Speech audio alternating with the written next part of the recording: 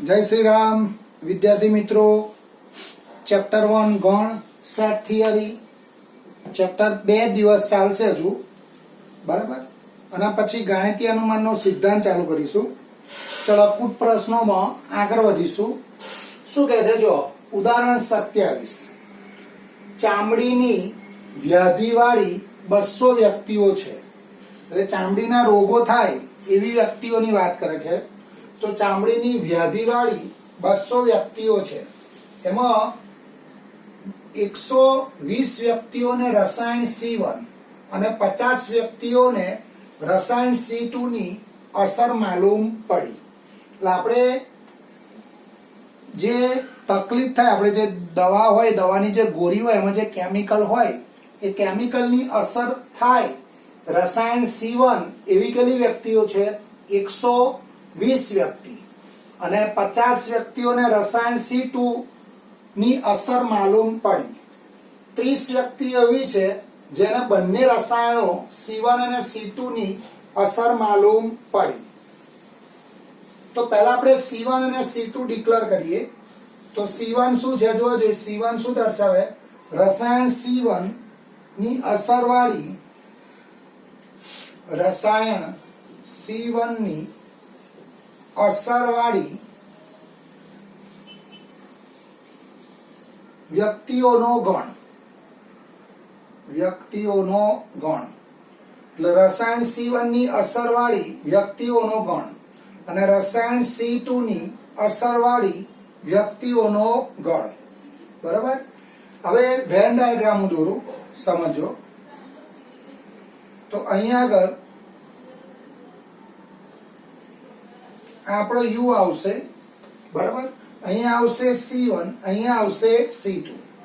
હવે જો ચામડીની વ્યાધિવાળી 200 વ્યક્તિઓ છે, તો 200 વ્યક્તિઓમાં કઈ કઈ વ્યક્તિ આવે? C1 અને C2।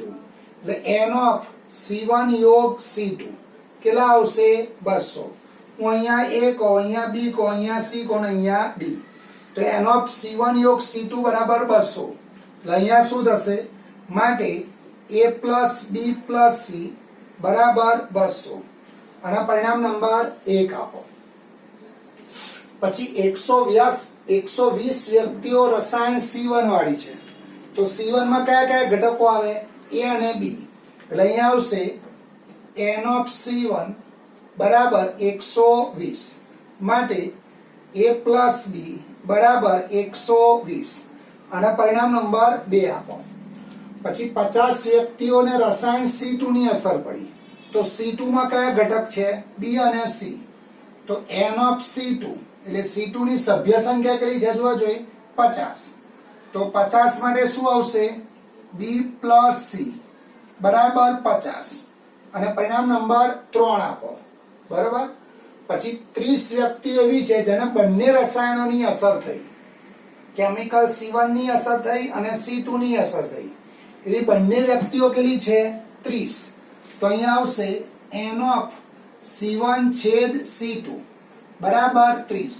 તો બંનેમાં કોમન ઘટક B, અહીંયા આવશે B બરાબર 30 અને પરિણામ નંબર 4 આપો। હવે પહેલામાં શું કહે છે સમજો। રસાયણ C1 ની અસર હોય એટલે C1 ઉદ્ભવે પણ C2 ની અસર ન હોય, એટલે C2 ઉદ્ભવતી નથી। એટલે પહેલામાં તમારે આ શોધવાનું, જુઓ C1 - C2 શોધવાના અને C1 - C2 એટલે ફક્ત A આવશે, આ સ્મોલ a આવશે। એટલે રસાયણ C1 ની અસર હોય પણ C2 ની અસર ન હોય। એટલે આજે મેં ડોટ કર્યા એટલે તમારે આ દાખલામાં શું શોધવાનો? A શોધવાનો। પછી બીજો ભાગ જો, આ પહેલો ભાગ તમારો। ચલો બીજા ભાગમાં તમારે શું શોધવાનું? રસાયણ C2 ની અસર થઈ એટલે C2 ઉદ્ભવે પણ C1 ઉદ્ભવે નહીં।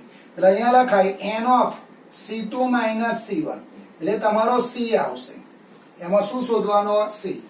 અને ત્રીજામાં રસાયણ C1 અથવા, અહીંયા શબ્દ કયો છે? અથવા। રસાયણ C2 ની અસર માલુમ પડી હોય તો n of C1 અથવા એટલે યોગ C2 એટલે આ A plus B plus C કરવા પડશે। A plus B plus C બરાબર ક્વેશ્ચન। બરાબર। તો ફરી એકવાર જો ચામડીની વ્યાધિ એટલે ચામડીના રોગો વાળી કેટલી વ્યક્તિઓ છે? ચામડીના રોગો થાય એવી વ્યક્તિઓ કેટલી છે? 200. હવે જે 200 વ્યક્તિઓ છે એટલે n ઓફ C1 યોગ C2 બરાબર કેટલા થાય? 200. હવે રસાયણ C1 બે રસાયણો છે, રસાયણ C1 અને રસાયણ C2. તો રસાયણ C1 ની અસર થઈ હોય એવી વ્યક્તિઓ કેટલી? 120. એટલે મેં C1 ને ડિક્લેર કર્યા કે રસાયણ C1 ની અસરવાળી વ્યક્તિઓનો ગણ અને રસાયણ C2 ની અસરવાળી વ્યક્તિઓનો ગણ. એને શું કહ્યા? C1 અને C2. તો 120 વ્યક્તિઓને રસાયણ C1 ની અસર થઈ છે એટલે n ઓફ C1 બરાબર 120. તો C1 માં કયા કયા ઘટક આવશે? A અને B. એટલે A પ્લસ B બરાબર 120. પછી 200 વ્યક્તિઓ એટલે n ઓફ C1 યોગ C2 બરાબર 200. તો n ઓફ C1 બરાબર 120. તો C1 માં કયા કયા ઘટક છે? A અને B. એટલે A પ્લસ B બરાબર 120. પછી 50 વ્યક્તિઓને રસાયણ C2 ની અસર થઈ તો 50 માટે B પ્લસ C એટલે n ઓફ C2 બરાબર 50. એટલે B પ્લસ C બરાબર 50. પછી બંને રસાયણો C1 અને C2 ની અસર થઈ હોય એવી કેટલી વ્યક્તિઓ? 30. તો n ઓફ C1 છેદ C2 બરાબર 30. તો બંનેમાં એવો કયો ઘટક? B.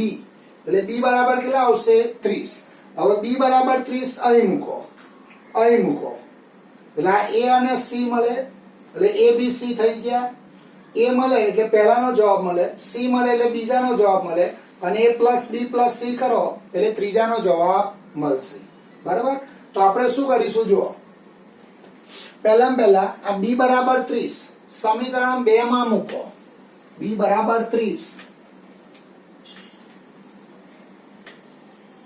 ચલો, B બરાબર 30 સમીકરણ 2 માં મૂકતા B બરાબર 30 સમીકરણ 2 માં મૂકતા A પ્લસ 30 બરાબર 120 માટે A બરાબર 90. ચલો, A બરાબર કેટલા આવશે? 90. એટલે A બરાબર 90 એટલે પહેલાનો જવાબ મળી ગયો.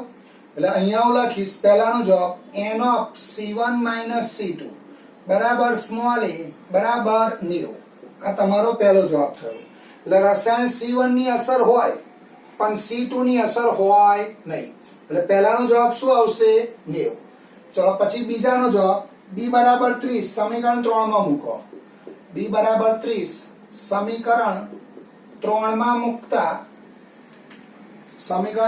મૂકતા તો 30 વત્તા C બરાબર 50. C બરાબર 20. ચલો, C બરાબર 20 એટલે રસાયણ C2 ની અસર થાય પણ C1 ની અસર થાય નહીં. એટલે બીજાનો જવાબ n of C2 minus C1 બરાબર C બરાબર 20. અને ત્રીજો જવાબ આવો આવશે. ત્રીજો જવાબ n ઓફ C1 યોગ C2.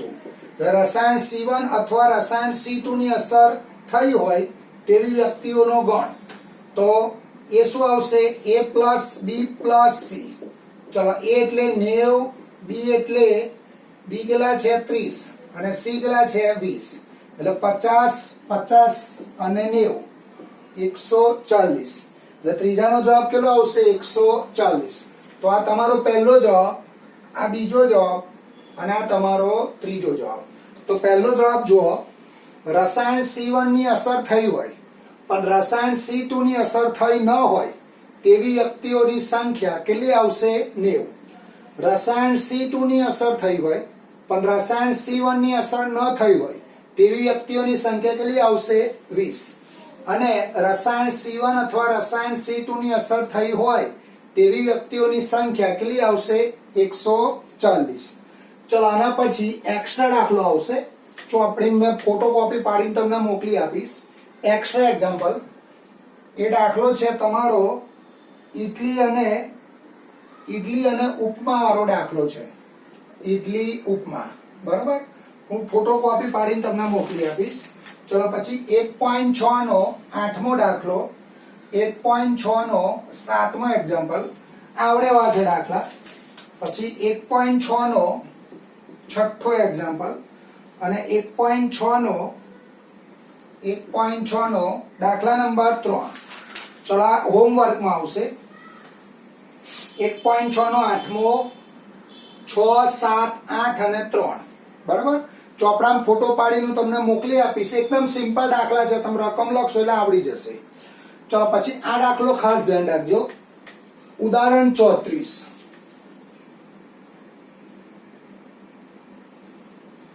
ઉદાહરણ 34 ખાસ ધ્યાન રાખજો.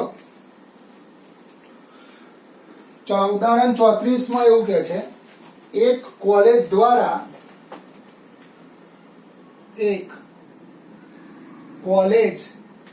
દ્વારા પુરુષોની રમતમાં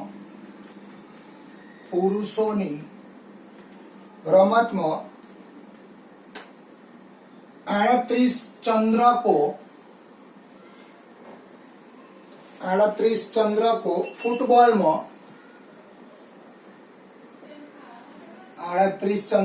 ફૂટબોલમાં 15 બાસ્કેટબોલમાં 15 અને 20 ક્રિકેટમાં એનાયત એટલે આપવામાં આવ્યા, એનાયત કરવામાં આવ્યા. જો આ ચંદ્રકો કુલ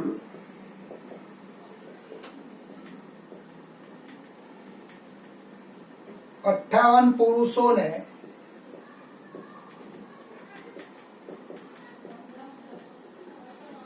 મળ્યા હોય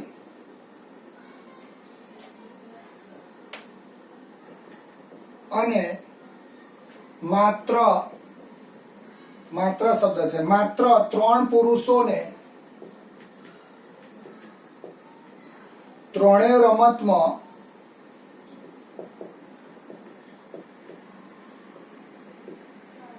ચંદ્રકો મળ્યા હોય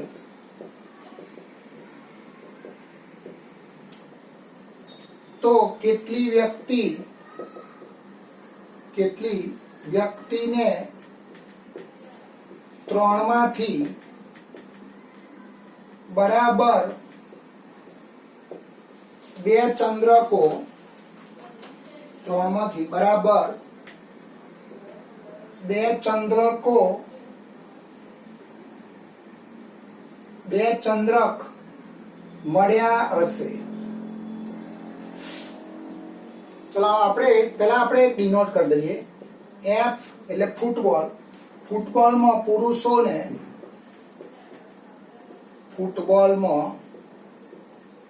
પુરુષોને મળેલા ચંદ્રકો. પછી આવશે બાસ્કેટબોલ એટલે બી કહીએ. બાસ્કેટબોલમાં પુરુષોને મળેલા ચંદ્રકો. અને ક્રિકેટને સી કહીએ. ક્રિકેટમાં પુરુષોને મળેલા ચંદ્રકો.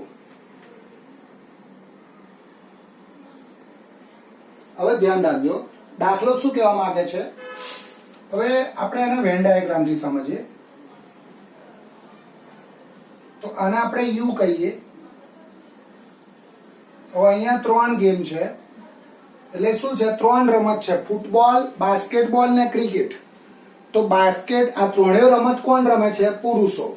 એટલે ત્રણેય રમતમાં પુરુષોને મળેલા ચંદ્રકો છે. ત્રણેય રમતમાં પુરુષોને મળેલા શું છે? ચંદ્રકો. તો અહીંયા આગળ આ ત્રીજો ગણ આવશે. તો આ ફૂટબોલ એટલે F, બાસ્કેટબોલ એટલે B અને ક્રિકેટ એટલે C. હવે અહીંયા આગળ આપણે આને A, B, C, D, E, F, G અને H. બરાબર? ધ્યાન રાખજો. હવે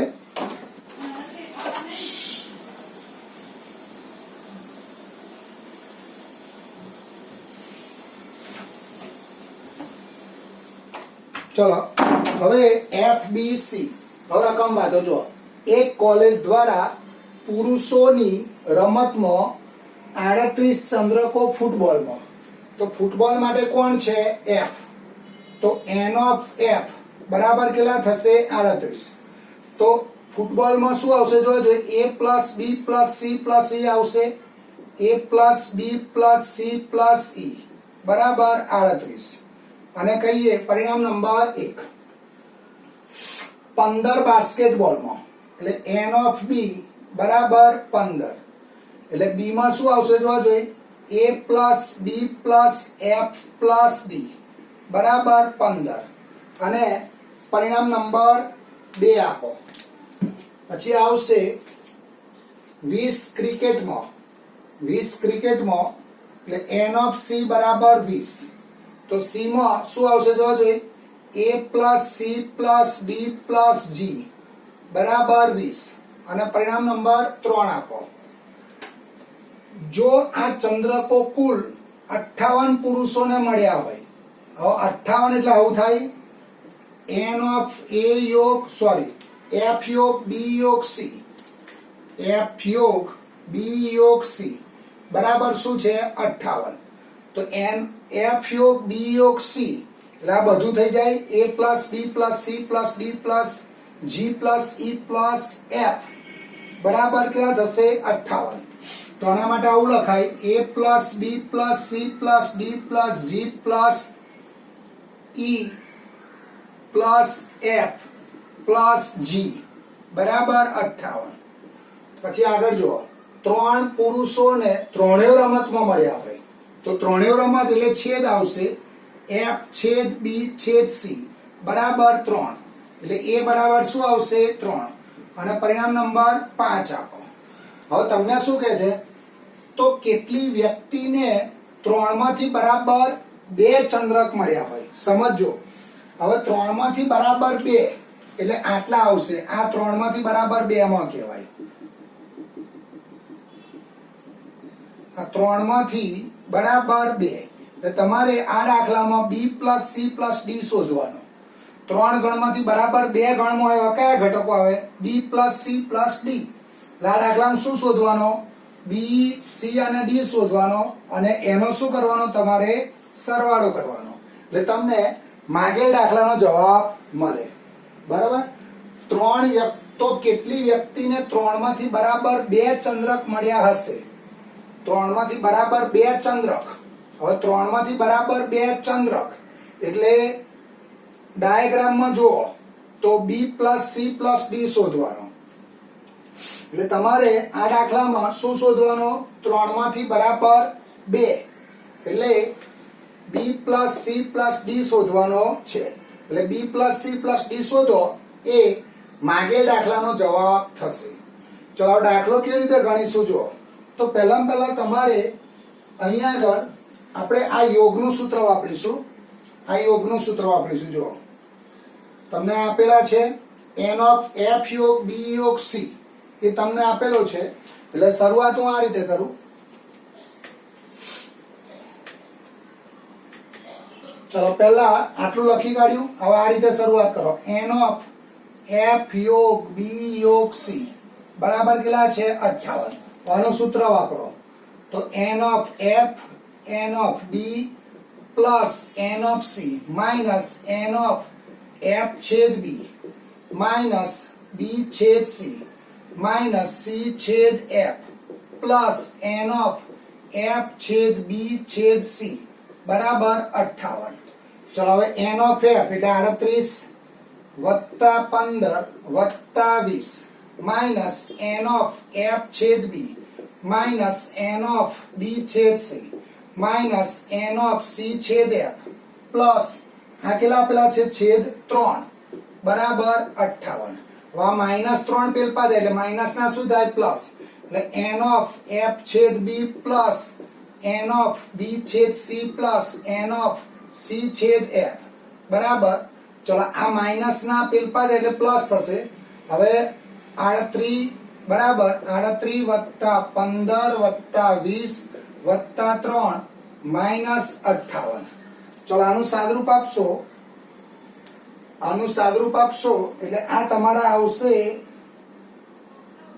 આનું સાદરૂપ આપો. હવે f છેદ b, f છેદ b એટલે શું થાય a પ્લસ b વત્તા b છેદ c, b છેદ c f છેદ b એટલે શું થાય એફ અને બી માં કોમન ઘટક એ પ્લસ બી, આ બંનેમાં કોમન, પછી બી અને સી માં કોમન કોણ એ પ્લસ ડી, પ્લસ આ બે માં કોમન કોણ એ પ્લસ સી, બરાબર. આનું સાદરૂપ આપશો તો એ આવશે, એ તમારા આવશે 18, બરાબર. ચલો એ કેટલા આપેલા છે 3, એટલે અહીંયા આવશે 3a બરાબર a પ્લસ એટલે 3a plus b plus c plus d બરાબર 18. હવે a ની કિંમત કેટલી આપેલી હતી જોવા જોઈએ, સ્મોલ a કેટલા હતા 3, એટલે 3 into 3 plus b plus c plus d બરાબર 18, એટલે b plus c plus d બરાબર 18 માઇનસ 9, એટલે b plus c plus d બરાબર 9, એટલે જવાબ શું આવશે 9. એટલે છેલ્લે આવું લખવાનું, ત્રણ રમતોમાંથી બરાબર શું આપ્યું છે છેલ્લે જવાબ જોવા જોઈએ, કેટલી વ્યક્તિઓ 3 માંથી બરાબર 2 માં ચંદ્રક મેળવ્યા હશે, તો એવી કેટલી વ્યક્તિ આવશે 9. 3 માંથી બરાબર 2 એટલે b plus c plus d, એટલે જવાબ શું આવશે 9. એટલે 9 વ્યક્તિ એવી છે જેને 3 માંથી બરાબર 2 રમતમાં ચંદ્રક મેળવ્યા હશે. ચલો અહીંયા અટકીશું, કાલે મળીશું. આવજો. જય શ્રી રામ.